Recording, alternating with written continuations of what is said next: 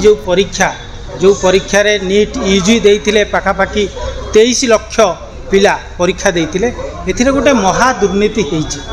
एथिरे supreme court माननीय supreme court मध्ये स्वीकार करछन्ती एथिरे प्रश्नपत्र लीक होईछि एवं छात्र छात्री मानकर भविष्य सहित खेल खेला जाइछि। यार मूल कारण होछि वर्तमान केंद्रीकरण होईछि जो परीक्षा व्यवस्थार केंद्रीकरण होईछि एवं एनटीए गोटे नेशनल टेस्टिंग एजेंसी गोटे प्राइवेट संस्था ऑटोनोमस संस्था ताकू दायित्व दिखाई परीक्षा परिचालना करने पाखापाखि 15 ରୁ 20टा परीक्षा से माने परिचालना करुँच तो याकू नहीं विराट घोटाला होती। तेणुकरी आज सारा भारत शिक्षा बचाओ कमिटी पक्षर या आलोचना होती। तो ये जहाँ मतामत समस्तंकर आसूची बुद्धिजीवी छात्र अभिभावक मानकर जे यही शिक्षार केंद्रीकरण संपूर्ण बंद करा जाऊ, एनटीए को बाज्याप्ति करा जाऊ, एनटीए को कैंसल करा जाऊ, स्क्रैप करा जाऊ।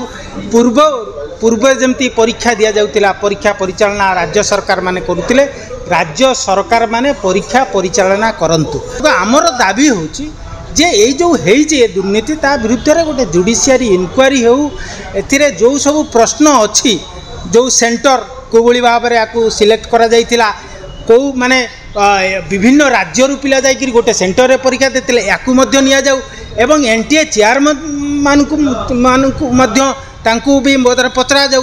तो ये समस्त को जड़ित करिकरी इनक्वारी हो एवं आर सत कथाटा बाहर को आसीबो। जो एनटीए है नेशनल टेस्टिंग एजेंसी जोटा कि गोटे घरोई संस्था जे कि परीक्षा परिचालना करुचंती एवं जो परिचालन आज महा दुर्नीति गोटे हैला एवं यही विभ्राट रे लक्ष लक्ष छात्र छात्री अभिभावक शिक्षा समाज प्रभावित हैला।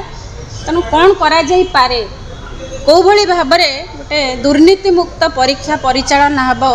जो परीक्षा आपण माने देखुचंती हजार हजार छात्र छात्री आत्महत्या करने को बाध्य करुछि। तेणु यही दुर्नीति को कौ भली आमे रोकी पारिबा, यही दुर्नीति विशेषकर शिक्षा को केमती आमे रक्षा करि पारिबा सेटा को नहीं कि आमे आज आलोचना करूचु। आमर मतामत आमे उभय राज्य एवं केंद्र सरकार को दबु।